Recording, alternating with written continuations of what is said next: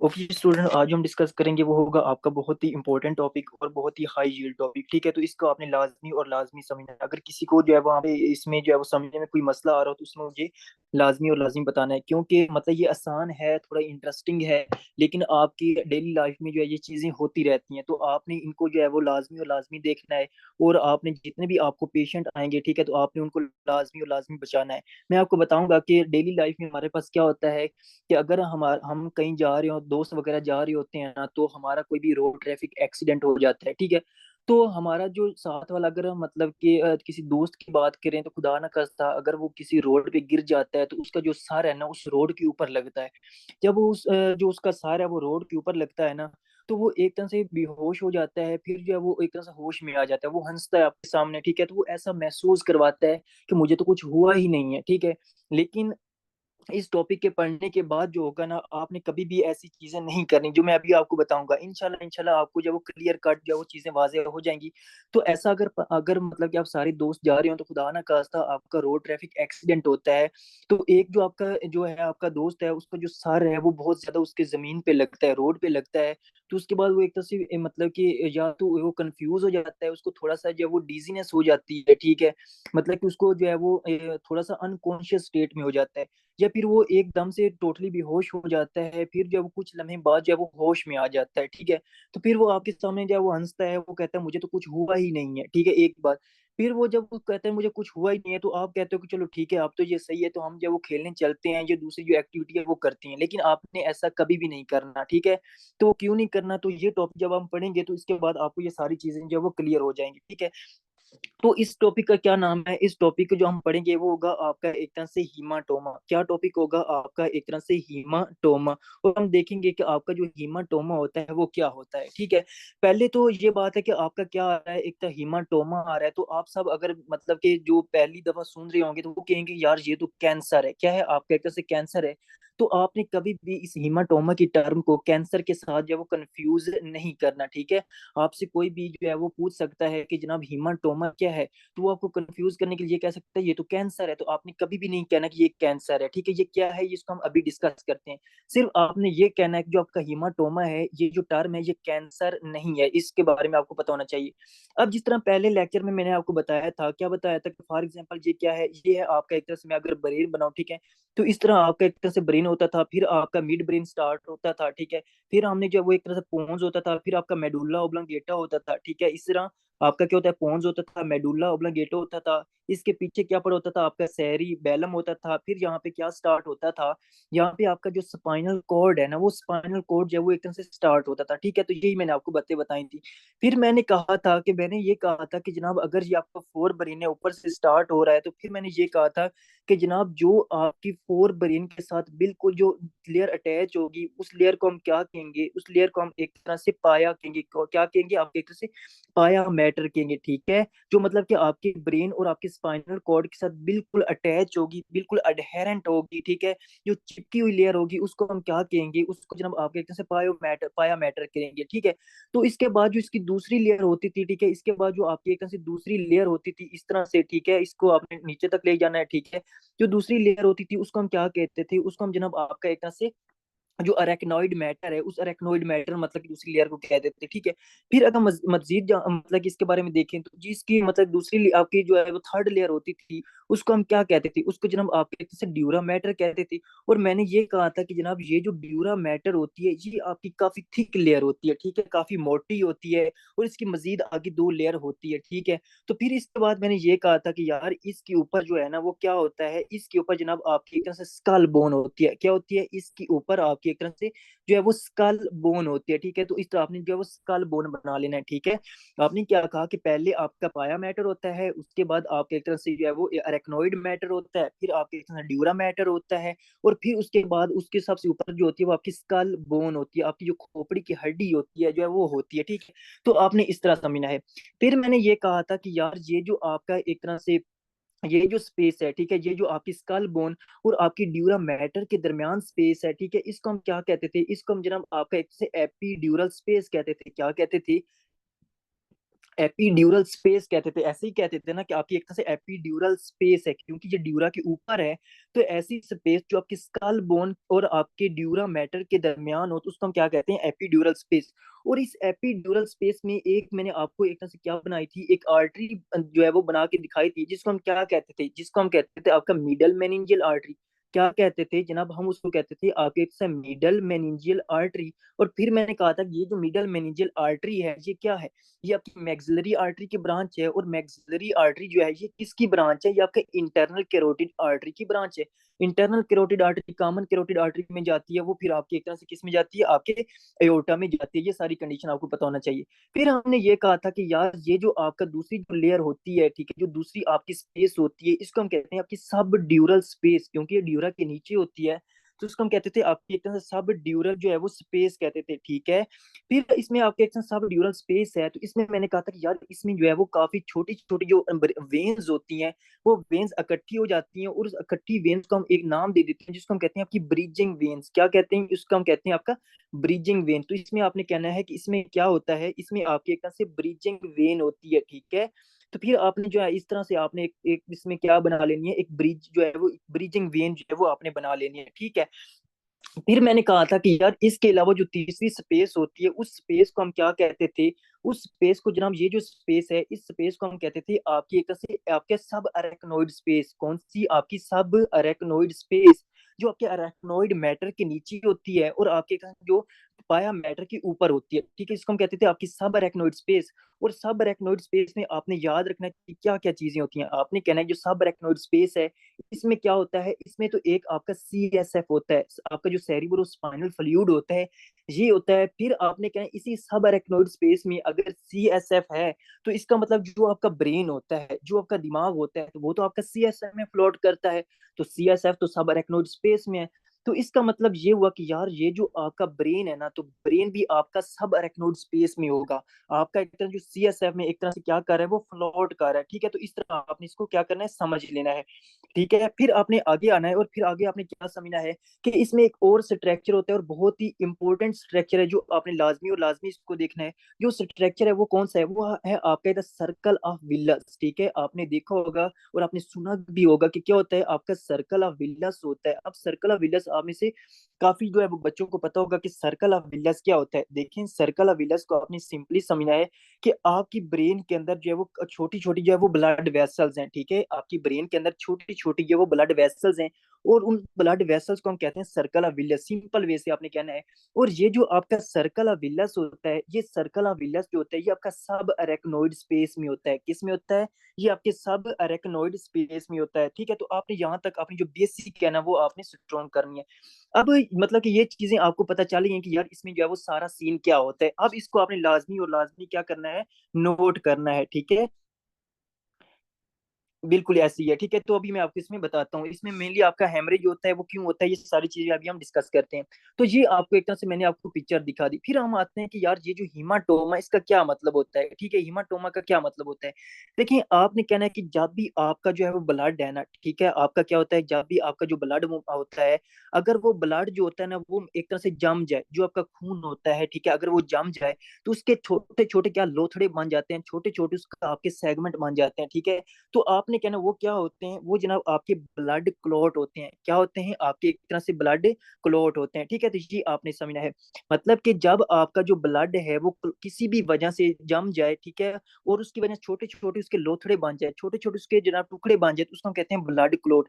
अब ये जो ब्लड क्लॉट होता है ना, ये मजीद दो तरह का होता है, मतलब कि मेनली दो तरह का होता है। कैसे दो तरह का होता है, आपने कहना कि यार ये जो ब्लड क्लॉट है ना, ये मजीद कितना होता है, आपका दो तरह का होता है। कैसे होता है, आपने कहना कि अगर ये जो ब्लड क्लॉट है, ये अगर आउटसाइड द ब्लड वेसल बने, किससे, आपके एक से आउटसाइड द ब्लड वेसल बने, ठीक है, तो फिर हम इसको क्या कहेंगे, ठीक है, आउटसाइड द ब्लड वेसल्स बने, तो फिर हम इसको क्या कहेंगे, तो फिर आपने कहना कि अगर यही जो ब्लड क्लॉट है ये inside the blood vessel, inside the blood vessel यानी कि ब्लड वेसल्स के अंदर बने, तो फिर हम इसको क्या कहेंगे, ठीक है जी, आपने समझा है। देखिए फॉर एग्जांपल अगर आपकी फॉर एग्जांपल ये क्या है, ये आपके एक से ब्लड वेसल है कोई भी, ठीक है। तो अगर ये जो ब्लड वेसल है ये रप्चर हो जाए, और इससे आपका जो ब्लड है वो निकल जाए, और निकल के आपके जो है वो सराउंडिंग टिश्यू के अंदर आ जाए, सराउंडिंग जो आपके टिश्यू है उनके अंदर आ जाए और वहां पे आपका ब्लड जो है वो कमुलेट हो जाए, ठीक है। एक तो कंडीशन ये हो सकती है, और मतलब कि वो आउटसाइड द ब्लड वेसल चला जाए, या फिर हो सकता है कि यार ये जो आपका ब्लड है वो इस ब्लड वेसल के अंदर ही क्लॉट बनाना स्टार्ट कर दे, ठीक है। तो ये कंडीशन हो सकती है। तो याद रखें जब भी आपका ब्लड, ठीक है, आपका जो ब्लड है वो किसी भी वजह से, ठीक है, किसी भी वजह से, क्योंकि वो मैकेनिज्म आप में से कुछ बच्चों को पता होगा जो आपने हिमाटोलॉजी में पढ़ा था, जिन्होंने नहीं पढ़ा था आपने परेशान नहीं होना, हम इंशाल्लाह इंशाल्लाह डिस्कस करेंगे उसको उधर हिमाटोलॉजी में जाके। तो अगर ये जो आपका एक तरह से ब्लड है, ठीक है, अगर वो ब्लड ब्लड वेसल के अंदर क्लोट हो जाए, ठीक है, ब्लड जो है वो ब्लड वेसल के अंदर ही क्लोट हो जाए, तो इसको हम कहते हैं थ्रोम्बस। क्या कहते हैं आपके एक तरह से थ्रोम्बस कहते हैं, ठीक है, आपने सुना होगा थ्रोम्बस होता है, फिर वो एम्बोलिज्म में बन जाता है, ये सारी कंडीशन। तो थ्रोम्बस क्या होता है? ऐसा ब्लड क्लोट जो ब्लड वेसल के अंदर हो, ठीक है। फिर आपने कहना है कि यार अगर यही जो ब्लड जो है ना वो ब्लड की clot outside the blood vessel बन जाए, तो उनको हम कहते हैं आपका हीमाटोमा। क्या कहते हैं? आपका एक तरह से हीमाटोमा कहते हैं, ठीक है। तो इन कंडीशन को आपने कभी भी जो है वो कंफ्यूज नहीं करना कि आपका थ्रोम्बस क्या है और आपका हीमाटोमा क्या है। तो यहाँ तक जो है वो आपको कंडीशन के बारे में पता चल गया कि आपकी जो है वो ब्रेन के बारे में जो मेनिंजेस है वो क्या है, उसकी रिवीजन आपकी होगी। और फिर आपने कहना है कि अगर जो ब्लड है वो क्लॉट हो जाए किसी भी वजह से ब्लड वेसल के अंदर, उसको थ्रोम्बस कहते हैं। अगर आउटसाइड द ब्लड वेसल हो जाए तो उसको हम क्या कहते हैं? उसको हम आपका एक तरह से हीमाटोमा कहते हैं, ठीक है। तो ये आपने कंडीशन समझनी है। अब हमारा जो है वो टॉपिक क्या है? हमारा टॉपिक है हीमाटोमा। और अब हीमाटोमा को लेकर चलते हैं कि उसका सारे का सारा जो है वो क्या सीन है, ठीक है। तो अब आपने जो हेडिंग देनी है वो किसकी होगी? वो आपके जो है ना, आप एक जो आपका टॉपिक होगा वो होगा आपका एक तरह से हीमाटोमा का। क्या होगा? आपका एक तरह से हीमाटोमा का। इसका मतलब जब भी आपकी ब्लड वेसल से ब्लड निकल जाए और ब्लड वेसल्स की जो सराउंडिंग टिश्यू है उनके अंदर अकोमुलेट हो जाए और वहां पे क्लॉट बना दे ब्लड के, तो उसको हम कहते हैं हीमाटोमा। तो आपने क्या लिखनी? आपने सबसे पहले हीमाटोमा की डेफिनेशन लिखनी है कि यार हीमाटोमा की जो डेफिनेशन क्या है, ताकि बाद में जो है जब आप इसको मतलब यहाँ पर तो आपको समझ आ जाएगी, ठीक है, लेकिन बाद में तो आपने रिवाइज करना है।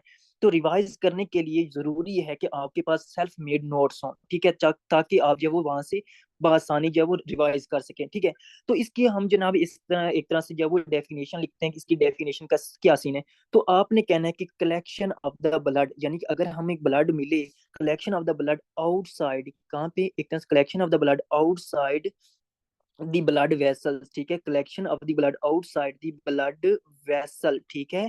आपने कहना है कि collection of the blood outside the blood vessel and leading to clot formation, ठीक है जी। आपने जो है वो इसकी डेफिनेशन लिखनी है, and leading to clot formation, ठीक है। यानी कि इसका क्या मतलब है? इसका मतलब ये है कि अगर आपकी ब्लड वेसल से जो है वो बाहर ब्लड निकल जाए और वहां पे एक तरह से इकट्ठा हो जाए आपकी ब्लड वेसल के बाहर, और वहां पे एक क्लॉट फॉर्मेशन बना दे, क्लॉट बना दे, तो इस कंडीशन को हम क्या कहेंगे? इस कंडीशन को हम कहेंगे आपका हीमाटोमा, ठीक है। तो ये आपको जो है वो टर्म का पता चल गया, ठीक है। अब यहाँ पर जो है ना हमने जो है वो आपके हीमाटोमा, याद रखें आपके जो हीमाटोमा होते हैं वो मेनली दो टाइप के होते हैं, ठीक है। कौन से आपके हीमाटोमा होते हैं? एक हीमाटोमा को हम कहते हैं आपका एपिड्यूरल हीमाटोमा, ठीक है। आपने इसी तरीके से लिखना है ताकि आपको बाद में रिवाइज करना आसान हो जाए। आपने क्या लिखना है? एक होता है आपका एक तरह से ये एपिड्यूरल हीमाटोमा, ठीक है। कौन सा? एपिड्यूरल हीमाटोमा, ठीक है। इसके अलावा जो होता है ना आपका क्या होता है, आपने कहना है एक और हीमाटोमा होता है जिसको हम कहते हैं आपका एक तरह से एक और हीमाटोमा होता है, और उसको हम क्या कहते हैं? उसको हम कहते हैं जनाब एक तरह से दूसरा हम लिखते हैं अभी, ठीक है। तो आपने कहना है कि एक क्या होता है, एक जो आपका हीमाटोमा होता है उसको हम क्या कहते हैं? उसको हम कहते हैं जनाब आपका एक से एपिड्यूरल हीमाटोमा। और जो दूसरा आपके हीमाटोमा की टाइप होती है, ठीक है, उसको हम कहते हैं आपका सब ड्यूरल हीमाटोमा। क्या होता है आपके एक तरह से? सब ड्यूरल हीमाटोमा। अब जनाब आपको इंपॉर्टेंस का पता चल रहा होगा कि मैंने आपको मिनिंजीज पढ़ाई है, और मिनिंजीज के बाद मैं आपको ये क्यों पढ़ा रहा हूँ, तो ठीक है, तो इसकी रीजन अब आपको पता चल रहा है। तो आपने कहना है कि हीमाटोमा दो तरह के होते हैं, ठीक है। आपका एक तरह से एपिड्यूरल हीमाटोमा होता है और आपके एकदम सब ड्यूरल हीमाटोमा होता है। अब आपको पता है अगर आपका जो ब्लड जो है वो ब्लड की आपके एक तरह से क्या हो जाए, कलेक्शन हो जाए, ठीक है। हेमरेज मतलब कि आप हेमरेज कह सकते हैं, ठीक है। तो अगर वो क्लॉट बन जाए, ठीक है, तो उसको हम हीमाटोमा कहते हैं, ठीक है। हेमरेज जो होता है ना, हेमरेज का क्या मतलब होता है? हेमरेज का क्या मतलब होता है? सिर्फ हेमरेज का मतलब होता है ब्लीडिंग, ठीक है। हेमरेज का मतलब होता है आपकी ब्लीडिंग कहते हैं। अगर वो ब्लीडिंग हो जाए, अगर वो क्लॉट ना बने, ठीक है, तो उसको हम सिर्फ हेमरेज कहेंगे, ठीक है। अगर वो क्लॉट बन जाए, ठीक है, क्लॉट बन जाए, तो फिर हम उसको क्या कहेंगे? आपका हीमाटोमा कहेंगे, ठीक है। तो हेमरेज जो होती है ना, हेमरेज लीड टू, एक इंपॉर्टेंट टर्म, एक इंपॉर्टेंट लाइन आपने लिखनी है कि हेमरेज लीड्स टू हीमाटोमा, ठीक है। तो हेमरेज की वजह से आपको क्या हो जाता है, हीमाटोमा होता है, ठीक है। तो आपने इस मतलब कि हरगिज आपने ये नहीं कहना कि आपका मतलब कि हेमरेज ही हीमाटोमा होगा। हेमरेज लीड कर सकते हैं हीमाटोमा में, लेकिन अगर हेमरेज की वजह से ब्लड क्लॉट हो जाए तो उसको हम क्या कहेंगे, आपके एक तरह से आपका मतलब कि हीमाटोमा कहेंगे, ठीक है। तो क्योंकि मैंने सामने अपने नोट्स ओपन किए हुए हैं, तो जैसे ही मैं आपके कमेंट्स वगैरह देखूंगा तो मैं आपको रिप्लाई कर दूंगा, आपने परेशान नहीं होना, ठीक है। जिसके कोई भी क्वेश्चन है तो वो मुझे बताता रहेगा। अच्छा, तो आपने कहना कि ये आपके एक तरह से एपिड्यूरल हीमाटोमा होता है, फिर आपने कहना सब ड्यूरल हीमाटोमा होता है। अब देखें कि आपके एक तरह से एपिड्यूरल हीमाटोमा क्या है। आपने कहना कि अगर एपिड्यूरल हीमाटोमा एपिड्यूरल स्पेस में, यानी कि अगर आपकी जो स्कल बोन है और आपकी जो एक तरह से ड्यूरा मैटर के ऊपर की जो स्पेस है, उनके दरमियान जो स्पेस है, उसमें ब्लड क्लॉट इकट्ठा हो जाए, उसमें जनाब आपका सॉरी ब्लड इकट्ठा हो जाए और वहां पे एक तरह से वो आपका क्लॉट बनाए, तो इसको हम क्या कहेंगे, एपिड्यूरल हीमाटोमा। तो इसकी आप डेफिनेशन लिखिए। आपने क्या डेफिनेशन लिखनी है कि कलेक्शन ऑफ ब्लड, ठीक है। क्या आपने लिखनी है कि collection of blood above dura mater, ठीक है, अबाउ ड्यूरा मैटर, ठीक है, above dura mater and below the skull bone, ठीक है। क्या होता है, and below the skull bone, ठीक है। यानी कि स्कल बोन के नीचे और आपका ड्यूरा मैटर के ऊपर, ठीक है। तो वहां पे एक तरह से ब्लड कलेक्शन हो जाए और क्लॉट बनाए, तो उसको हम क्या कहेंगे, आपके हीमाटो आपके एपिड्यूरल हीमाटोमा कहेंगे। Collection of the blood above dura mater and below the skull bone, इसको हम क्या कहेंगे, आपका एपिड्यूरल हीमाटोमा कहेंगे, ठीक है। फिर आपने जो है वो सब ड्यूरल हीमाटोमा की डेफिनेशन लिखनी है कि क्या हो जाए अगर कलेक्शन ऑफ द ब्लड हो, ठीक है। कलेक्शन ऑफ ब्लड यानी कि ब्लड की हमें क्या मिले, कलेक्शन मिले, ठीक है। कहाँ पे मिले, बिलो ड्यूरा मैटर, क्या है आपके तरह से ड्यूरा मैटर के नीचे मिले, below dura mater, collection of the blood below dura mater and above arachnoid mater, and above यानी कि अरेक्नोइड मैटर के ऊपर, अबव अरेक्नोइड मैटर, ठीक है। एम इसको मैं लिख रहा हूँ, आपने जो है वो फुल फॉर्म लिखनी है कि अबव अरेक्नोइड मैटर, ठीक है। तो ये आपने कहना है कि अगर कलेक्शन ऑफ द ब्लड मिले आपकी स्कल बोन के नीचे और आपके ड्यूरा मैटर के ऊपर, तो उसको हम कहेंगे एपीड्यूरल हीमाटोमा। लेकिन अगर हमें वही कलेक्शन ऑफ द ब्लड मिले कहाँ पे, आपके ड्यूरा मैटर के नीचे और आपकी जो अरेक्नोइड मैटर उसके ऊपर मिले, यानी कि आपकी सब ड्यूरल स्पेस में मिले, तो आपने कहना है कि सब ड्यूरल हीमाटोमा होगा, ठीक है। तो ये आपने इसमें कहना है। फिर हम आते हैं कि यार मतलब कि अगर हम मतलब कि आपकी एपीड्यूरल हीमाटोमा या आपकी तरफ से सब ड्यूरल हीमाटोमा की बात कर रहे हैं, तो इसकी वजह क्या है, ठीक है। तो अब आपने लिखनी इसकी causes, the most common causes of, ठीक है। इसके द मोस्ट कॉमन काजिज, ठीक है, द मोस्ट कॉमन काजिज, ठीक है। यानी कि अब क्या होगा कि जो आपका क्या होगा कि जो हमने यहाँ पे डिस्कस करें एपीड्यूरल हीमाटोमा, तो एपीड्यूरल हीमाटोमा की मोस्ट इंपॉर्टेंट काजिज क्या है, यानी कि कौन कौन सी ऐसी कंडीशन है जिनमें आपको जनाब वो हो सकता है, आपका एपीड्यूरल हीमाटोमा हो सकता है, ठीक है। यानी कि आपकी जो है एपीड्यूरल स्पेस है उसमें ब्लड जो है वो इकट्ठा हो सकता है।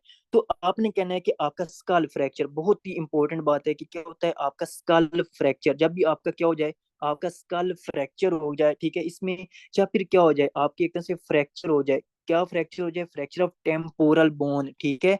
आपकी जो टेम्पोरल बोन होती है, ठीक है, अगर उसका एक तरह से क्या हो जाए, फ्रैक्चर हो जाए, फ्रैक्चर ऑफ टेम्पोरल बोन, ठीक है। एक तो ये कंडीशन है, यानी कि आपका स्कल फ्रैक्चर। ये मैं क्यों कह रहा हूँ स्कल फ्रैक्चर, अभी मैं आपको समझाता हूँ, अभी आपने सिर्फ नोट्स बनाने हैं। आपने कहना कि स्कल फ्रैक्चर हो जाए, फ्रैक्चर ऑफ टेम्पोरल बोन हो जाए, या आपका हाइपर टेंशन हो जाए, क्या हो जाए, आपके तरह से हाइपर टेंशन हो जाए। तो हाइपर टेंशन में भी आपका क्या हो सकता है, हाइपर टेंशन हम ऐसे लिखते हैं, तो आपने कहना हाइपर टेंशन में भी आपको एपिड्यूरल हीमाटोमा होगा, ठीक है। फिर अगर हम कहें कि यार ये जो आपका सब ड्यूरल हीमाटोमा है, ठीक है, इसकी जो है वो काजिज क्या है, the most important causes of the sub ड्यूरल haematoma, तो आपने कहना है कि आपका शेकन बेबी सिंड्रोम, बहुत ही इंपॉर्टेंट जो है वो वजह है इसकी, ठीक है। शेकन बेबी सिंड्रोम, अब शेकन बेबी सिंड्रोम क्या होता है, अभी मैं आपको बताता हूँ, ठीक है। तो आपने कहना है कि शेकन बेबी सिंड्रोम, ठीक है, क्या होता है आपका एक तरह से शेकन बेबी सिंड्रोम होता है, एक तो ये काज होती है, ठीक है।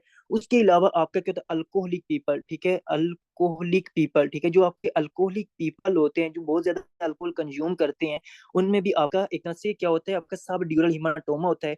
और आपका कार एक्सीडेंट हो, ठीक है, कार एक्सीडेंट हो, कोई भी आपका कार एक्सीडेंट हो, ठीक है। तो मैं अभी ये कार एक्सीडेंट यहाँ पे क्यों लिख रहा हूँ, ठीक है, तो अभी मैं आपको बताता हूँ, सिर्फ आपने जो है वो लिखनी है चीजें, ठीक है। यानी कि आपका शेकन बेबी सिंड्रोम हो, आपके अल्कोहलिक पब्लिक पीपल हो और आपके कार एक्सीडेंट हो जाए, तो ये मतलब कि काजीज है, किसकी काजीज है जनाब, ये काजीज है आपकी सब ड्यूरल हिमाटोमा की, ठीक है। फिर आपने कहना है कि यार अगर मतलब ये सारी कंडीशन हो रही है तो यानी कि ऐसी कौन सा मतलब कि सोर्सेज क्या है, यानी कि क्यों हो रही है, मतलब ये जो आपका एक तरह से ब्लड की क्लॉट हो रही है तो ये कहाँ से आ रही है, ठीक है। तो अब आपने लिखना है इसके क्या है, इसके सोर्सेज क्या है, ठीक है। सोर्सेज का क्या मतलब होता है, यानी कि जनाब ये जो ब्लड आ रहा है, ठीक है, चाहे वो एपिड्यूरल स्पेस में है या फिर आपके एक तरह सब ड्यूरल स्पेस में है, तो उसके मतलब वो कहाँ से आ रहा है। तो आपने कहना है कि मिडल मेनिंजियल आर्टरी, ठीक है, क्या है आपके एक तरह से मिडल मेनिंजियल आर्टरी, ठीक है, जो आपकी मिडल मेनिंजियल आर्टरी होती है, ठीक है, इसके बारे में आपको बता चुका हूँ, ठीक है। तो अगर वो क्या हो, अगर वो रप्चर हो जाए, ठीक है, जो आपका MMA है, ठीक है, क्या है आपका MMA है, जो आलम है, ठीक है, आपको पता है कौन है वो। तो आपने कहना है कि जब आपका जो आलम यानी कि मिडल मेनिंजियल आर्टरी जो होती है उस वो रप्चर हो जाए किसी भी वजह से, तो उसमें आपका क्या होगा, आपका एक तरह से आपका एपिड्यूरल हिमाटोमा होगा, ठीक है। फिर आपने कहना है कि यार ये जो आपका सब ड्यूरल हिमाटोमा है, ठीक है, इसकी मोस्ट इंपॉर्टेंट काज क्या है। तो आपने कहना कि जो सब ड्यूरल हिमाटोमा है ये कब कब हो सकता है, यानी कि ये मतलब कि कौन कौन सी वेसल के रप्चर होने की वजह से हो सकता है। तो आपने कहना है कि जो आपकी होती है ब्रीजिंग वेन, कौन सी मैंने आपको लिखवाई थी ना कि ब्रीजिंग वेन कहाँ पे होती है आपकी एक सब ड्यूरल स्पेस में। तो ब्रीजिंग वेन जब भी रप्चर हो जाएंगी तो आपको क्या होगा, आपको एक तरह से ये सारी कंडीशंस आ जाएंगी, ठीक है। तो ये आपने इस तरह आपको लिखना है, ठीक है, कि आपका ये सारी कंडीशन होती है। अब हम आते हैं इनके रीजन के ऊपर कि यार मैंने कहा कि स्कल फ्रैक्चर होगा, ठीक है, स्कल फ्रैक्चर में आपका मिडल मेनिंजियल आर्टरी जो होती है वो डैमेज हो जाएगी, ठीक है, या हाइपरटेंशन में जो है वो हो जाएगी। इसको हम समझते हैं कि पहले आपका एपिड्यूरल हिमाटोमा का क्या सीन होता है। देखें, मैंने ये कहा था कि जनाब ये जो आपकी एक तरह से एपिड्यूरल स्पेस होती है ना, इस एपिड्यूरल स्पेस में जो होती है ना आपके एक से मिडल मेनिंजियल आर्टरी होती है, ठीक है। और मिडल मेनिंजियल आर्टरी, अब आपको पता है कि जो आपका ब्लड प्रेशर है, ठीक है, जो आपका ब्लड प्रेशर है, ठीक है, वो एक तरह से आर्टरी में ज्यादा होता है या वेन में ज्यादा होता है। आपको पता है कि जो आपका ब्लड प्रेशर है वो आपकी आर्टरी में ज्यादा होता है, ऐसे ही है ना, जो आपका आर्टरीज होती हैं उनमें आपका ब्लड प्रेशर जो होता है वो बहुत ज्यादा होता है, ठीक है। तो आपके वेन में जो है वो काफी कम होता है, ठीक है। तो ये आपने लिखना है। अब देखें कि फॉर एग्जांपल मैंने इसकी एपिड्यूरल हिमाटोमा में काज में लिखा कि इस पेशेंट को क्या होगा, आपका एक तरह से हाइपर टेंशन होगा, ठीक है। जब उसमें हाइपर टेंशन होगा तो इसमें क्या होगा, आपको पता है कि ये जो हमारी इंट्राक्रेनियल ब्लड वेसल्स होती हैं, लाइक हमारे जो ब्रेन के अंदर जो ब्लड वेसल्स होती है ना, ये काफी नाजुक होती हैं, मतलब कि काफी थिन होती हैं as compare to other body parts, ठीक है। तो अगर इनमें जो है वो एक तरह से बहुत ज्यादा ब्लड प्रेशर हो जाए, अब पहले भी वो बेचारी नाजुक है, मतलब कि काफी जो है वो फ्राजाइल है, ठीक है, थिन है as compare to other blood vessels of the body, ठीक है। तो इनमें बहुत ज्यादा हाइपर टेंशन हो जाए, ठीक है, पहले उनमें ब्लड प्रेशर ज्यादा होता है, और ज्यादा अगर ब्लड प्रेशर जो है वो हो जाए तो इनमें क्या होगा कि आपका जो ब्लड होगा ना वो लीक करना स्टार्ट कर देगा, ठीक है, इस ब्लड वेसल से क्या करना, लीक करना स्टार्ट कर देगा, ठीक है, एक बात। दूसरी, फॉर एग्जाम्पल ये क्या थी, आपकी स्कल बोन थी, क्या थी आपकी स्कल बोन थी।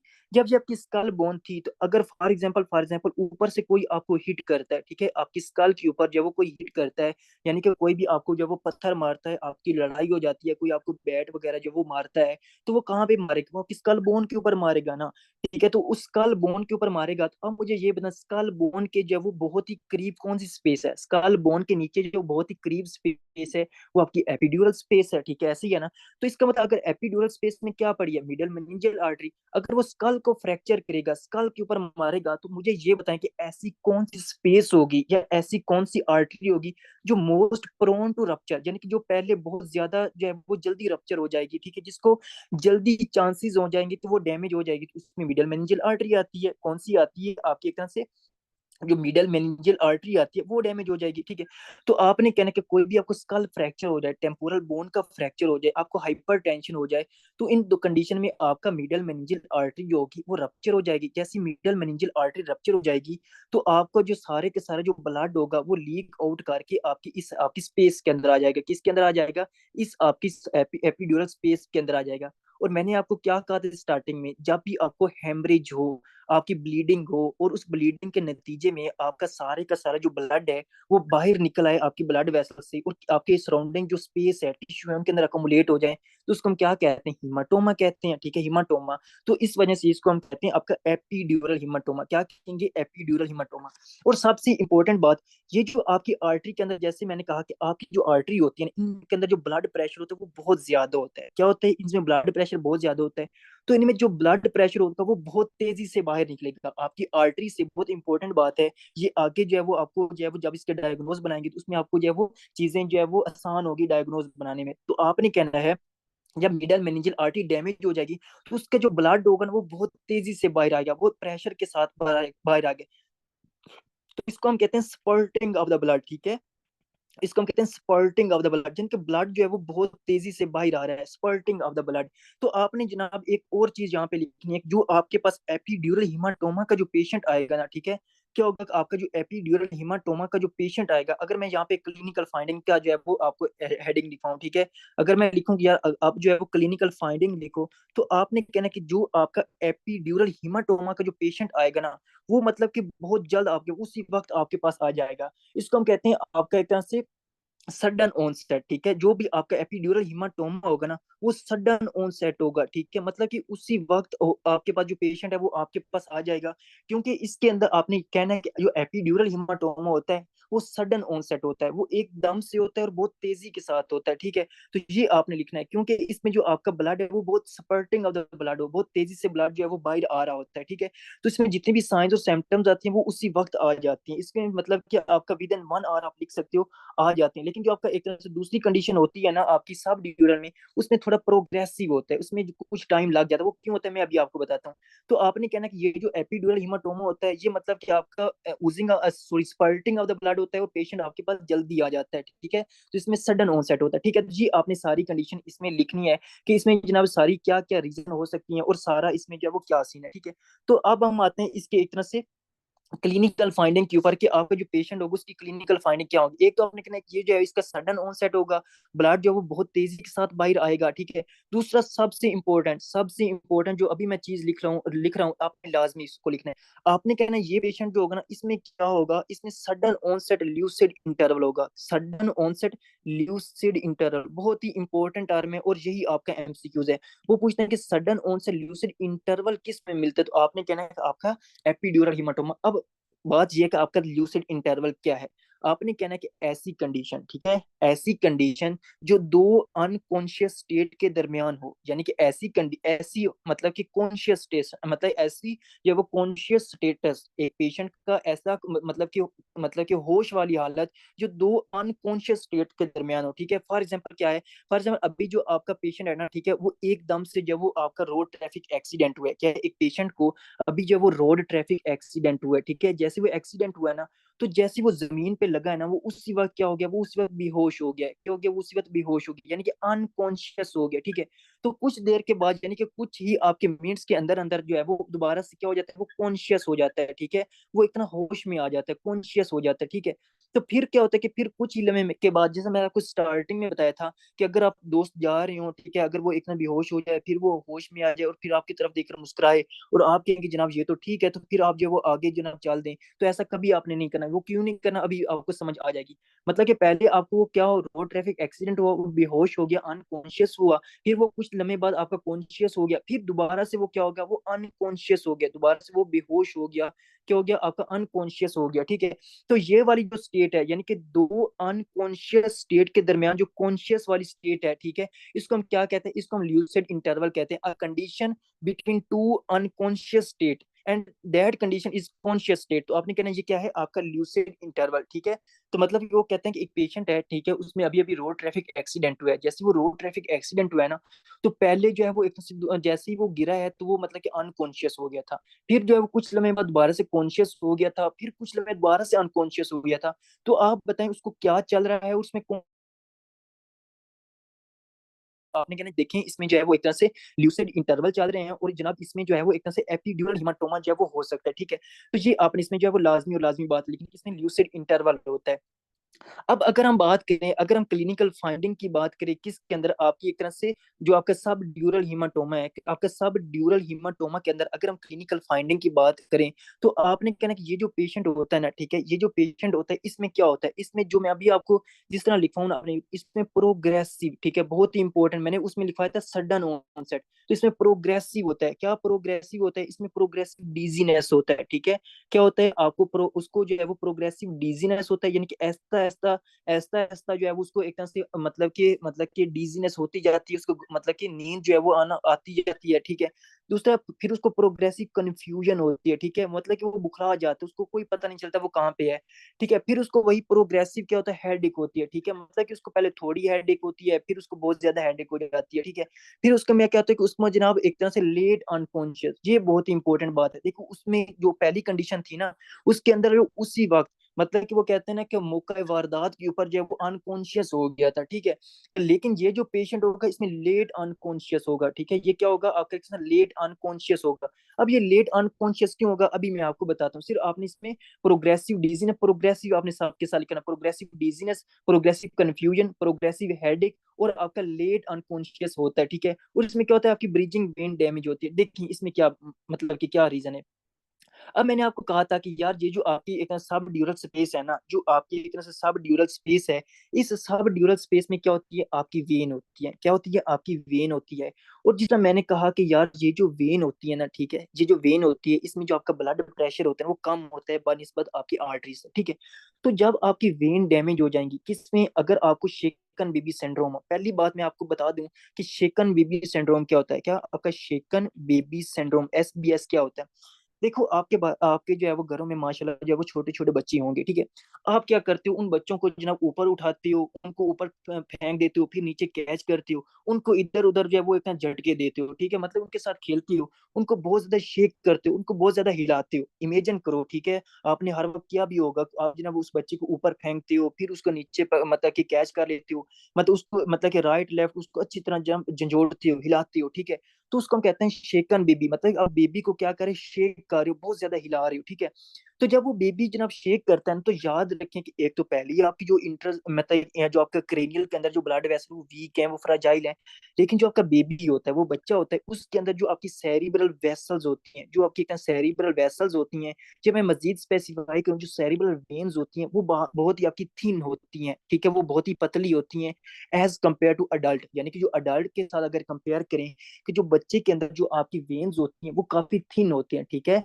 यानी कि जो बेबी जो है, baby has thin cerebral when, baby has thin cerebral when. तो आप क्या करते हो, उसकी एक बेचारे की जो वेन्स है वो काफी थिन है, तो आप क्या कर रहे हो जनाब, उसको जनाब हिला रहे हो, उसके साथ जनाब मतलब खेल रहे हो, लेकिन मतलब कि आपको पता ही नहीं है चीज का, ठीक है। वो मतलब कि अगर माए क्या है ना कि बच्चे को मतलब इतना ऊपर ना ले जाओ, उसको जनाब एक तरह ज्यादा मत जो है वो मतलब कि हिलाओ, उसको ज्यादा जंपिंग वगैरह मत करवाओ, तो आप कहते हो जनाब नहीं कुछ नहीं होता, कुछ नहीं होता। वो सही कह रही होती हैं, ठीक है। ऐसी कंडीशन आएंगी, ठीक है, आपकी हिमाटोलॉजी में, दूसरे सिस्टम में, ठीक है, कि आपकी जो माएँ होती हैं वो सही काम कर रही होती हैं, लेकिन आप जो अपना नॉलेज मतलब लगाते हो और बच्चे का नुकसान कर देते हो, ठीक है। मतलब ये सारी कंडीशन होती है। आपने देखा होगा जैसे बच्चा पैदा होता है ना, तो माएँ क्या करती हैं, धूप के अंदर जनाब, वो धूप के अंदर लेकर जाती हैं, तो उनको जनाब वहां पे जो है वो तेल वगैरह लगा के वो सारे उसका साथ जो है वो उसकी मालिश कर रही होती है बच्चे की, उसको हम कहते हैं फोटोथेरापी। तो उसकी भी एक रीजन होती है, ठीक है, ये हम पढ़ेंगे, ठीक है। तो अभी जनाब आपने कहना है कि इसमें क्या होता है कि आपकी जो सेरिब्रल वेन्स होती है ना, वो मतलब उस बच्चे को आप शेक कर रही हो, हिला रही हो काफी, उसकी जो सेरिब्रल वेन्स होती है वो बेचारे की काफी फ्राजाइल है, पहले ही काफी थिन है। तो वो क्या करता है, वहां से ये जो वेन होती है ना, ये रप्चर हो जाते हैं। जब ये रप्चर हो जाती है ना आपकी वेन्स, तो यहाँ से जो आपका ब्लड होता है, यहाँ से जो आपका ब्लड होता है वो बाहर की तरफ लीक आउट कर देता है, ठीक है, बाहर की तरफ जो है वो लीक आउट कर देता है। और जब आपकी वेन से जो आपका ब्लड है उसकी हेमरेज हो जाए और बाहर जनाब वो अकोमुलेट होना स्टार्ट हो जाए, तो इसको हम क्या कहेंगे, इसको हीमाटोमा कहेंगे। तो इसका जनाब ये आपकी सब ड्यूरल स्पेस में हो रहा है, तो इसको हम सब ड्यूरल हीमाटोमा कह रहे हैं, ठीक है। तो जब आपका शेकन बेबी सिंड्रोम में आपने कहना है कि जब आप बच्चे को बहुत ज्यादा हिलाओगे, उसकी सेरिब्रल वेन डैमेज हो जाएंगी, यानी उसकी ब्रीजिंग वेन डैमेज हो जाएंगी। जब ब्रीजिंग वेन डैमेज हो जाएंगी, तो आपका वो ब्लड वहां से निकलेगा, वहां पे हेमरेज हो जाएगा और वहां पे हीमाटोमा हो जाएगा, सब ड्यूरल हीमाटोमा इसको कहते हैं, ठीक है। और इसको हम सिंड्रोम कहेंगे, यानी कि इसमें बहुत ज्यादा साइंस और सिम्टम्स आएंगे, ठीक है। जब बहुत ज्यादा डिजीजेस मिल जाए तो उनको हम क्या कहते हैं, सिंड्रोम कहते हैं। तो इसमें ये कंडीशन है। फिर मैंने कहा कि यार इसमें क्या होगा, अल्कोहलिक पीपल होंगे, क्या होंगे आपके अल्कोहलिक पीपल के अंदर ये कंडीशन। मैं क्यों कह रहा हूँ अल्कोहलिक पीपल, याद रखें जो आपकी अल्कोहल होती है, ठीक है, जो आपकी अल्कोहल होती है वो आपकी वेन को ज्यादा डैमेज करती है, ठीक है। एक तो वो आपकी वेन को ज्यादा डैमेज करती है, एक बात। दूसरा, जिन लोगों ने अल्कोहल पी होती है ना, मतलब कि वो भी एक तरह से शेक कर रही होती हैं, वो क्या कर रही होती हैं, एक तरह से शेक कर रही होते हैं। कैसे शेक कर रही होते हैं, आपने देखा होगा कि जनाब वो जैसे ही आपका जनाब ये सारा आपका जनाब पी लेते हैं, शराब वगैरह पी लेते हैं, तो वो मतलब कि वो मजनू टाइप होते हैं। आपने देखा होगा, कभी वो इधर एक तरह से जहाज जा रहा है, कभी उधर जा रहा है, कभी इस तरफ कभी उस तरफ, ठीक है। तो ये सारा मतलब वो क्या कर होता है, शेक कार होता है। तो उस दौरान भी क्या होता है, उस दौरान भी जनाब हो सकता है कि जनाब वो गिरे, ठीक है। वो गिरने के बाद क्या हो जाए, हो सकता है उसकी जो वेन्स हैं वो रप्चर हो जाए, ठीक है। एक तो मतलब मैंने कहा क्या कहा, मैंने कहा अल्कोहल जो है वो आपकी वेन्स को ज्यादा डैमेज करता है। दूसरा जनाब आपकी जो मतलब कि जो जिन्हें अल्कोहल पी हुई होती है वो भी ज्यादा शेक कर रहे होते हैं, ठीक है। तो उनमें भी क्या होता है, आपकी जो वेन्स होती हैं वो डैमेज हो जाती है। जब वेन्स आपकी डैमेज हो जाती हैं, ठीक है, तो इसमें भी आपका क्या हो जाता है, आपका एक तरह से सब ड्यूरल हिमाटोमा हो जाता है, ठीक है। तीसरा मैंने आपको क्या लिखवाया था, मैंने कहा कार एक्सीडेंट, बहुत ही इंपॉर्टेंट जो है वो है कार एक्सीडेंट, ठीक है। कार एक्सीडेंट, ठीक है।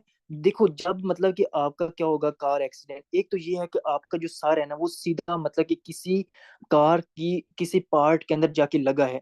जैसे वो कार के किसी पार्ट में जाके लगता है, तो उसका पहले स्कल जो है वो रप्चर हो जाएगी। जैसे उसकी स्कल रप्चर होगी ना, मतलब स्कल स्कल के ऊपर, स्कल बोन के ऊपर जब हिट करेगी, तो आपको मिडल मेनिंजियल आर्टरी डैमेज हो जाएगी। लेकिन जब आप का इमेजिन करो, आप जनाब लॉन्ग ड्राइव पे जा रहे हो किसी के साथ, ठीक है, लॉन्ग ड्राइव पे जा रहे हो, आपने जनाब वो जो है वो पी हुई है, ठीक है, वो क्या पी हुई है आपको पता है। तो जनाब आप क्या बड़े मस्त हो, और जनाब पूरी पूरी स्पीड के साथ आपने जनाब कार जो है वो दौड़ाई हुई है, ठीक है। तो आपको पता है कि आपने इनर्शिया का कॉन्सेप्ट सुना होगा आपके एफएससी वगैरह में, मैट्रिक में, ठीक है, आपने पढ़ते आए हो, रट्टा वगैरह लगाया होगा इनर्शिया वगैरह का, ठीक है। तो जब आप बहुत ज्यादा कार को दौड़ा रहे होते हैं ना, ठीक है, वो स्पीड से जा रही हो, उसी दौरान आप जब अंदर बैठे होते हो एज ए ड्राइवर, तो आपकी जो बॉडी होती है वो भी उसी स्पीड से आगे जा रही होती है, ठीक है। इस बात को गौर करना है कि कार के अंदर आप बैठे हो, ठीक है, आप भी जनाब बैठे हो और कार भी जा रही है, तो आपकी बॉडी भी उसी स्पीड से जो है वो आगे जा रही होती है, ऐसे ही है ना। आप क्या करते हो, सामने जो है वो कोई भी आप मतलब कि कुत्ता वगैरह आ जाता है, कोई भी ऐसी चीज आ जाती है, ठीक है, तो आपको फौरन से क्या करना पड़ता है, जो आपकी कार की स्पीड है उसको क्या करना पड़ता है, आपको काम करना पड़ता है, यानी कि उसको कहते हैं डीसेलरेट करना पड़ता है, यानी कि उसको क्या करना पड़ता है, डीसेलरेट जो है वो करना पड़ता है, ठीक है। न्यूटन इसको, हाँ यही बात है। तो इसमें क्या कहते हैं, आपने कहना है कि एक तरह से उसको क्या करें, डीसेलरेटिंग इंजरी होती है, ठीक है। मतलब कि आप जो है उसमें एकदम से जब जैसे ही वो आपका ब्रेक वगैरह लगाती हो, ठीक है, तो इस दौरान क्या होता है, अभी आपका फॉर एग्जाम्पल ये आपका वो सामने जो वो डैशबोर्ड है, अभी तक आपकी जो मतलब कि सार है ना वो इस डैशबोर्ड के साथ नहीं लगा। अभी जैसे ही आपने एकदम से ब्रेक लगाई, ठीक है, जैसी ब्रेक लगाई, तो आपका जो बॉडी है वो भी तो उसी स्पीड के साथ जा रही थी। तो आपकी जो ना बॉडी एकदम से जो है वो रुक जाएगी, यानी कि आपकी बॉडी जो वो एकदम से रुकेगी, ठीक है। तो आपका एक झटका सा लगेगा, जैसे आपको झटका सा लगेगा, तो मैंने आपको क्या कहा था कि जो आपका ब्रेन होता है वो जनाब ब्रेन आपके सीएसएफ में फ्लोट कर होता है। आपका ब्रेन क्या करता है, सीएसएम फ्लोट कर होता है। वो ब्रेन जनाब यहाँ से मतलब अगर वो पीछे आपके हाइंड ब्रेन में है, ठीक है, वो मतलब कि एकदम से झटका लगने की वजह वो फौरन आगे आएगा, ठीक है, एकदम से आगे की तरफ आ जाएगा, ठीक, क्योंकि आपको मतलब इनर्शिया की वजह से आपको पता होगा वो एकदम से आगे आ जाएगा। जैसे ही वो आगे आएगा, तो यहाँ पर मैं आपको बना के दिखा देता हूँ, ठीक है। आपका एक तरह से यहाँ पे आपका क्या था, आपका ब्रेन था, ठीक है, क्या था, आपका ब्रेन था, ठीक है। जैसे ही वो आपका एकदम से इस आपकी इस आपके साथ आपकी लाइक आपकी जो अरेक्नोइड में इसके साथ जनाब एकदम से जाके लगेगा, ठीक है, जोर से लगेगा। तो इसके ऊपर क्या पड़ी हुई है, इसके ऊपर क्या पड़ी हुई है, इसके पास जनाब आपके एक तरह से ये वेन पड़ी, ब्रीजिंग वेन। तो ये क्या करेगा, उन ब्रीजिंग वेन के साथ टकराएगा। जैसे उन ब्रीजिंग वेन के साथ टकराएगा, तो इस दौरान क्या होगा, आपकी ये वेन जो होंगी वो डैमेज हो जाएंगी, ठीक है। तो ये जो कार एक्सीडेंट होगा, जब आप एकदम से ब्रेक वगैरह लगाती हो, तो इस दौरान भी आपका ब्रेन जो होता है वो आपकी वेन्स को जनाब डैमेज कर सकता है एकदम से वहां पे लगने से। तो आपको एक तरह से क्या हो सकता है, आपको जो सब ड्यूरल हिमाटोमा हो सकता है, ठीक है जी, आपने कहना है। फिर मैंने कहा कि यार इस जो आपका पेशेंट होता है इसको प्रोग्रेसिव, इसको सारी जो कंडीशन होती है ये क्या होती है, आपको प्रोग्रेसिव डिजीनेस होती है, प्रोग्रेसिव कंफ्यूजन होती है, और प्रोग्रेसिव हेडेक होता है, और लेट अनकॉन्शियस होता है। क्यों, वजह क्या है, मैंने कहा कि जो आपकी वेन होती है इसके अंदर जो ब्लड प्रेशर होता है वो कम होता है, ठीक है, ब्लड प्रेशर कम होता है। तो इस समय जो ब्लड होता है ना वो मतलब कि आर्टरी में क्या हो रहा था, आर्टरी में ऊजिंग ऑफ मतलब सॉरी आर्टरी में स्पर्टिंग ऑफ द ब्लड हो रहा था, एकदम से ब्लड बाहर आ रहा था। लेकिन इस कंडीशन में क्या होता है, जो आपकी ये जो कंडीशन है इसमें क्या होता है, आपकी वेन के अंदर ऊजिंग ऑफ द ब्लड होता है। क्या ऊजिंग का क्या मतलब होता है, आपका जो ब्लड होता है ना वो ऐसा ऐसा बाहर आता है, उसकी ऐसा ऐसा हेमरेज होती है, ठीक है। वो क्या करता है, ऐसा ऐसा क्या करता है, वो बाहर आता है। और इस वजह से आपको क्या होता है, आपको ऐसा ऐसी सारी साइंस और सिम्टम्स आती है, कार एक्सीडेंट से दोनों हिमाटोमा हो सकते हैं, बिल्कुल ऐसा ही है, ठीक है। कार एक्स अगर वो उसका जो सार है ना वो अगर वहां पे मतलब कि किसी के साथ जाके हिट कर जाए, ठीक है, उसको हिट कर जाए और बहुत जोर से हिट करे, देखो आपका जो आपका है ना एपिड्यूरल हिमाटोमा, उसके लिए शर्त ये कि वो बहुत तेजी के साथ, बहुत मतलब कि आप कह नोक्शियस उसको एक प्रेशर ऊपर से लगे, मतलब कि बहुत, जनाब आप कह सकते हैं हैवी फ्रैक्चर ऊपर से हो, ठीक है। मतलब कि थोड़े बहुत फ्रैक्चर से आपका एक तरह से एपिड्यूरल हीमाटोमा नहीं हो सकता, क्योंकि मैंने कहा ऊपर तो जनाब आपकी स्कल बोन है, और स्कल बोन आपकी काफी स्ट्रोंग है, ठीक है। तो अगर वो बहुत ज्यादा बाहर से प्रेशर होगा, बहुत ज्यादा जो हैवी फ्रैक्चर होगा, तो फिर आपको एपिड्यूरल हीमाटोमा हो सकता है। लेकिन अभी तक आपका जो है वो बसार जो है वो नहीं लगा किसी के साथ, सिर्फ आप एकदम से ब्रेक लगाई है, और आपका जो ब्रेन है वो आपके एक ड्यूरा मैटर के साथ जाके टकराया है, और ऊपर से जो बड़ी हुई है आपकी वेन वो डैमेज हो गई है, तो उसमें आपका एक तरह से एपिड्यूरल हीमाटोमा हो सकता है। तो आपने देखना है कि कौन सी कंडीशन है, ठीक है। मतलब ये सारी कंडीशन आती है, ठीक है। तो उसके लिए आपका जो एपिड्यूरल हीमाटोमा है उसके लिए बहुत ज्यादा प्रेशर, मतलब कि बहुत ज्यादा हैवी फ्रैक्चर होने की जरूरत है। लेकिन जो आपका दूसरा है ना, एज कम्पेयर टू जो आपका सब ड्यूरल है, इसके लिए इतना ज्यादा, एज कम्पेयर टू एपिड्यूरल उसके साथ इतना ज्यादा नहीं होता, ठीक है। अब आपको समझ आ चुकी होगी। तो आपने कहना इस सारी कंडीशन में क्या होता है, आपके एक तरह से प्रोग्रेसिव होता है, सारी प्रोग्रेस, क्योंकि उसमें क्या होता है कि ऊजिंग ऑफ द ब्लड, आपका जो ब्लड होता है वो ऐसा ऐसा बाहर आ रहा होता है, ठीक है। तो आपने कहना कि दीज जो प्रोग्रेसिव होती हैं इसमें क्या होता है कि are due to oozing of blood in subdural space होता है, ठीक है। तो आई होप सो कि आपको यहाँ तक जो सारे जो कॉन्सेप्ट थे वो आपको समझ आ चुके होंगे, ठीक है। फॉर एग्जाम्पल अगर मैं कहता हूँ, ठीक है, फॉर एग्जाम्पल अभी मैं आपको जो है वो एक एग्जाम्पल से समझा देता हूँ, ठीक है।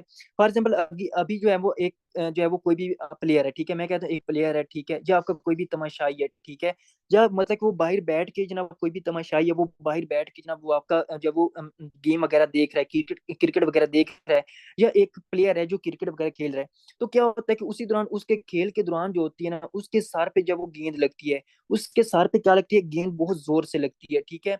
जब उसके सर पे जब वो गेंद बहुत जोर से लगती है ना, तो क्या होता है कि उसको एकदम से क्या होता है कि मतलब उसको उसी बात क्या होता है, थोड़ा सा चक्कर वगैरह आते हैं, ठीक है। क्या होता है आपका एक तरह से वॉइस इशू हो रहा है, सबके साथ हो रहा है या वॉइस क्लियर है सब तक? हेलो, ठीक है। तो आपने कहना है कि जब उसके एक तरह से ये सारी कंडीशन होंगी ना, मतलब उसके साथ वो जो बॉल है वो उसके सर पे लगेगी, ठीक है। तो वो क्या होगा, उसी वक्त थोड़ा बहुत जो है वो मतलब उसको डिजीनेस होगी, मतलब कि उसको थोड़ी सी नींद वगैरह आएगी, ठीक है। फिर क्या होगा कि वो मतलब कि थोड़ा सा वहां पे कंफ्यूज होगा, लेकिन वो दोबारा से खेलना स्टार्ट कर देगा, क्या करेगा, खेलना स्टार्ट कर देगा, क्योंकि वहां पे ऊजिंग का ब्लड हो रही है, ऐसा ऐसा ब्लड बाहर आ रहा है, वो दोबारा से खेलना स्टार्ट कर देगा। फिर उसको बाद में जो है वो ऐसा ऐसा हेडेक होना स्टार्ट हो जाएगी, और हेडेक ऐसा ऐसा मतलब कि ज्यादा होना स्टार्ट हो जाएगी, ठीक है। फिर वे क्या करता है, वो शाम को घर आ जाता है, शाम को जनाब वो घर आ जाता है, जैसे वो शाम को घर आ जाता है ना, फिर क्या कहता है वो रात को क्या करता है, सो जाता है, ठीक है। रात तक उसको कोई भी साइंस और सिम्टम नहीं थे, वो कहता है यार मुझे जो है वो सर में गेंद लगी है, और थोड़ा बहुत जो है हेड है, सर में दर्द है, और मतलब कि मुझे जो है वो नींद आ रही है, ठीक है, वो सो जाता है। जैसे ही वो सुबह जनाब मतलब कि सुबह आप जाते हो ना, सुबह उसके घर वाले जाते हैं और उसको उठाने की कोशिश करते हैं। जब सुबह उसको उठाने की, रात को तो सही था, तकरीबन सही था, ठीक है, उसको थोड़ी बहुत हेडेक वगैरह थी, कंफ्यूजन थी, डिजीनेस थी। लेकिन जब वो सुबह उसको उठाने जाते हैं, तो सुबह जब उसको उठाने जाते हैं तो वो ऊपर जनाब पहुंचा होता है, ऊपर कहाँ पहुंचा होता है, वो जन्नत में पहुंचा होता है, ठीक है। यानी कि वो जन्नत में पहुंच जाता है। अब उसकी वजह क्या थी, उसकी वजह ये थी कि यार उसमें ब्रीजिंग जो वेन थी ना, वो ब्रीजिंग वेन डैमेज हो चुकी थी। जब वो आपने जनाब उसको दिखाया नहीं है, आपको इल्म नहीं था, आपने पढ़ा हुआ नहीं था, तो आपने क्या किया, उसको जनाब वो प्रॉपर जनाब उस गेंद लगी है, ठीक है, तो आपने उसको दिखाया नहीं है, आप जनाब वहां से चले गए हो, ठीक है। तो वहां पे जनाब वो जैसे ही वापस घर आता है वो रात को सो जाता है, ठीक है। और दिन में क्या करता है, वो दिन में जनाब वो मतलब कि रात को सो जाता है, और मतलब कि सुबह अर्ली उसकी डेथ हो जाती है, ठीक है। तो इसकी वजह से सारी उसके मतलब ऐसा ऐसा जो है सारे साइंस और सिम्टम्स आते हैं, ठीक है। तो आपने इसमें कहना है कि आपका क्या होता है, आपका एक तरह से एपिड्यूरल हीमाटोमा होता है, ठीक है, सॉरी आपका सब ड्यूरल हीमाटोमा होता है। अब इसमें जो है आपकी नेक्स्ट कंडीशन आती है, ठीक है, मतलब इसकी इन्वेस्टिगेशन क्या होगी, ठीक है। अब हम आते हैं इसकी एक तरह से इन्वेस्टिगेशन ऑफ चॉइस, यानी कि आपकी एपिड्यूरल हीमाटोमा और सब ड्यूरल हीमाटोमा में आपकी इन्वेस्टिगेशन ऑफ चॉइस क्या होगी, ठीक है। तो आपने कहना है इन दोनों में आप क्या करवाओगे, आप पहले आप सीटी स्कैन करवाओगे, क्या करवाओगे, आपका जो सीटी स्कैन होगा वो करवाओगे। जब आप सीटी स्कैन करवाओगे तो जो ये जो आपका कंडीशन होगी इसमें जनाब आपका क्या मिलेगी, आपको जो आपका एक तरह से हीमाटोमा होगा उसकी कंडीशन क्या होगी, वो बाई कन्वेक्सिटी होगा, क्या होगा आपके एक तरह से बाई कन्वेक्स होगा। वो क्या होता है मैं अभी आपको बताता हूँ। आपने कहना है बाई कन्वेक्सिटी का क्या मतलब होता है, यानी कि ये जो आपका हीमाटोमा होगा ये किस शेप का होगा, ये आपका लेमन शेप्ड होगा, ठीक है। यानी कि आपका लेमन शेप्ड होगा, या फिर आपकी एक तरह से लेंस शेप्ड लीजन्स होंगी, ठीक है, लेंस शेप लीजन्स होंगी ऑन द सीटी, ठीक है।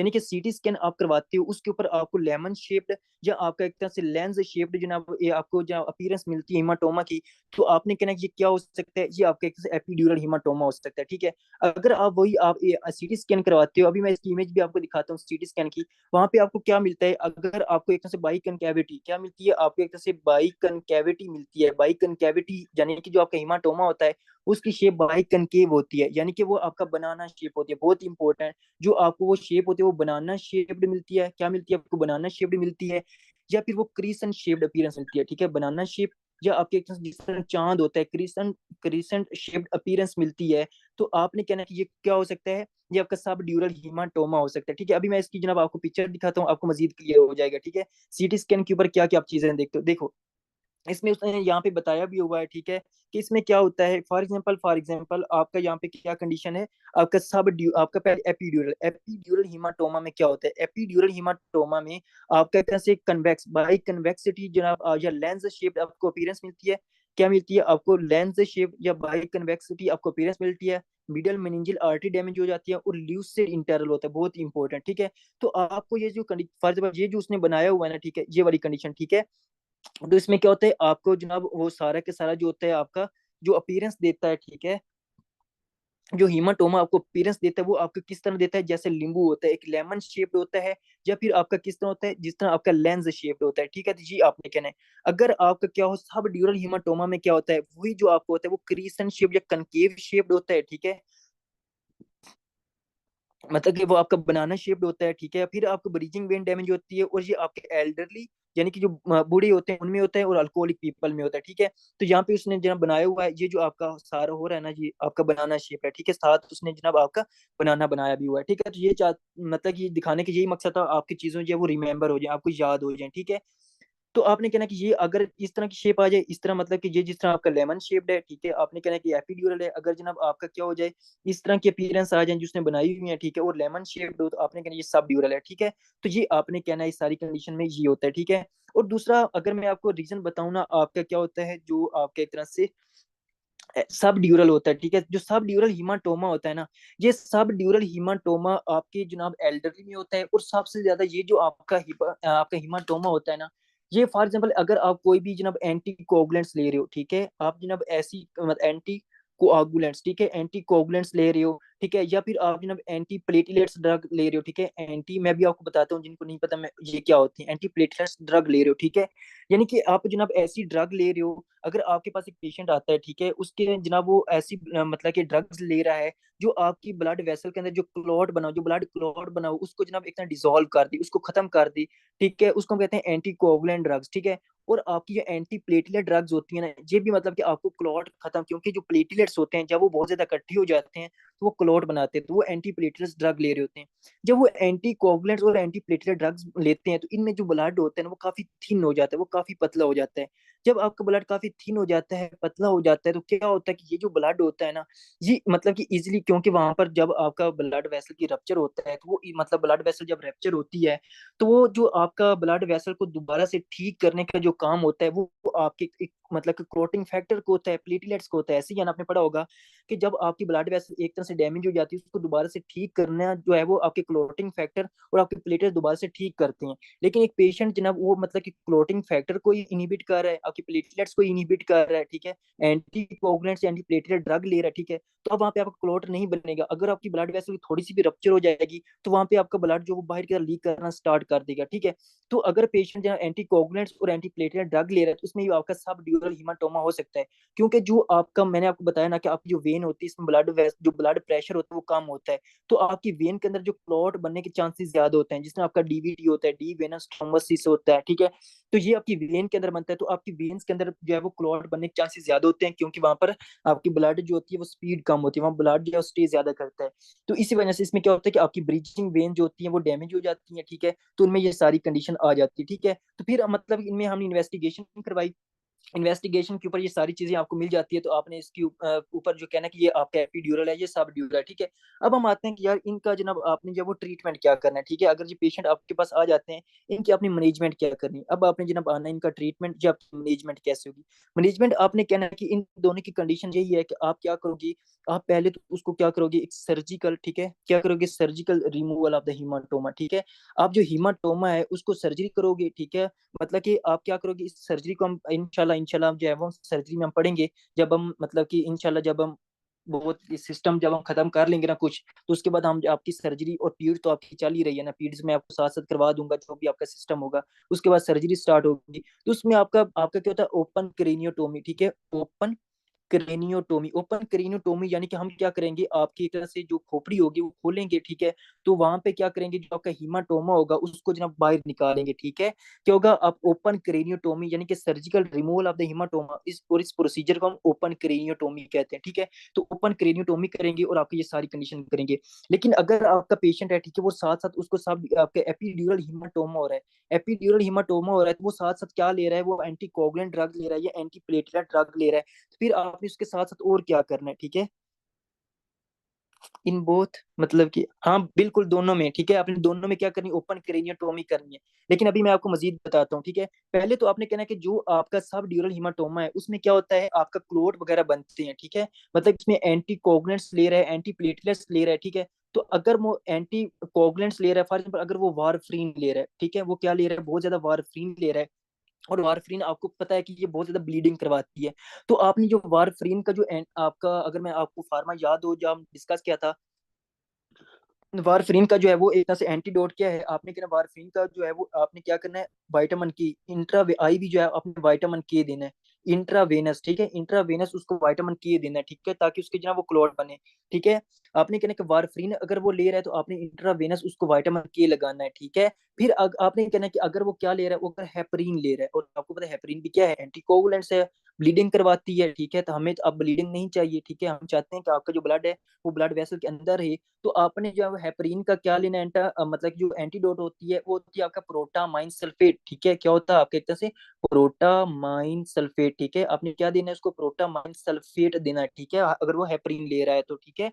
प्रोटामाइन सल्फेट आपने लेना है, ठीक है। फिर आपने कहना है कि अगर ये जो पेशेंट है इसका मतलब ये एंटी प्लेटलेट्स ड्रग ले रहा है, अगर ये मतलब प्लेटलेट्स को कम करने वाली ड्रग ले रहा है, तो उसके लिए दूसरी ड्रग आती है, आपने जनाब उसको जनाब बाहर से जनाब जो प्लेटलेट्स हैं वो ट्रांसफ्यूज कर देने हैं। क्या, ट्रांसफ्यूजन ऑफ द प्लेटलेट्स, बाहर से आपने क्या करना है, प्लेटलेट्स जो है वो दे देने, ठीक है।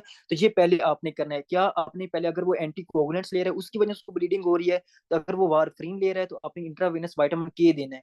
हेपरीन ले रहा है तो है प्रोटामाइन सल्फेट है, और आपका प्लेटलेट्स जो आप ले रहा है तो उसको आपने प्रोटामाइन सल्फेट जो है वो आपने देना है, ठीक है। तो ये सारी कंडीशन होती है आपके एक तरह से एपीड्यूरल और आपका सब ड्यूरल हीमाटोमा में, ठीक है। तो सबसे इंपॉर्टेंट एक एमसीक्यूज लिखें, ठीक है। फिर हम जो इस टॉपिक को कंप्लीट करते हैं, वो पूछते हैं कि नोट्स में लिखें, ठीक है, आपने नोट्स लिखना है और नोट में आपने ये चीज लिखनी है। वो पूछते हैं कि ऐसी कौन सी क्रेनियल नर्व है, ठीक है, ऐसी कौन सी क्रेनियल नर्व है, ठीक है, जो आपकी एक तरह से, जो आपकी एक तरह से एपीड्यूरल हीमाटोमा में डैमेज हो जाती है। बहुत इंपॉर्टेंट कि एपीड्यूरल विच, लिखें, in epidural haematoma which cranial nerve palsy chances are very high, यानी कि एपीड्यूरल हीमाटोमा में कौन सी क्रेनियल नर्व की पाल्सी यानी कि कौन सी क्रेनियल नर्व के डैमेज होने के चांसेस ज्यादा है। तो आपने कहना है क्रेनियल नर्व नंबर 3, ठीक है, क्रेनियल नर्व नंबर 3। और उसको हम क्या कहते हैं, आपकी एक तरह से ओकुलो मोटर नर्व, कौन सी, आपकी एक तरह से ओकुलो मोटर नर्व नर्व। हम इसी फिजियो में सारी नर्व्स आपकी क्रेनियल नर्व्स पढ़ेंगे, तो आपके कहना जो आपकी ओकुलो मोटर नर्व होती है वो आपकी किस में डैमेज हो जाती है, वो आपकी इसमें डैमेज हो जाती है, ठीक है। तो ये था आपका एक तरह से ये सारा। अच्छा मुझे जल्दी से बताएं कि जो आपका मनिंजाइटिस था, मनिंजाइटिस में कौन सी क्रेनियल नर्व डैमेज हो जाती थी, जल्दी से मुझे बताएं कि मनिंजाइटिस में कौन सी क्रेनियल नर्व डैमेज हो जाती थी। मनिंजिस्मस होता था, स्टर्नोक्लीडोमास्टोइड मसल की स्टिफनेस हो जाती थी। मुझे जल्दी से बताएं कि which cranial nerve is mostly damage in your meningitis. सोच के बताएं, सोच के।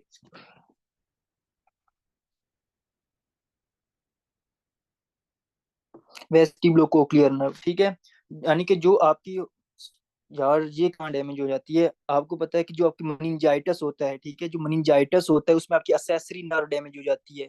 और असेसरी नर्व कौन सी होती है, जो आपकी क्रेनियल नर्व नंबर 11 होती है, ठीक है। तो वो आपको पता है कि इसमें जो आपकी असेसरी नर्व होती है, और असेसरी नर्व जो होती है वो किसको सप्लाई कर रही होती है, आपकी असेसरी नर्व उसको सप्लाई कर रही होती है आपके स्टर्नोक्लीडोमास्टोइड मसल को, ठीक है। तो आपने कहना है कि जो आपका लाइक आपकी होती है ये वाली कंडीशन मनिंजाइटिस, ठीक है। तो मनिंजाइटिस में आपकी असेसरी नर्व जो होती है वो डैमेज हो जाती है, ठीक है। और वेस्टिबुलो कोक्लियर नर्व वो उसमें डैमेज हो जाती थी, ठीक है, आपकी श्वान सेल में, ठीक है। श्वान सेल में मैंने आपको बताया था कि अगर, सॉरी श्वान सेल में नहीं, किसमें बताया था, जिसमें आपको हो जाता था उसका एक तरह से अकोस्टिक न्यूरोमा वगैरह हो जाता था, ठीक है। तो आपने उसको देख लेना है। तो ये था आपका एक तरह से ये टॉपिक, और मुझे जल्दी से बता दें आपको क्लियर हो चुका है ये टॉपिक या इसमें कोई कंफ्यूजन है सबको।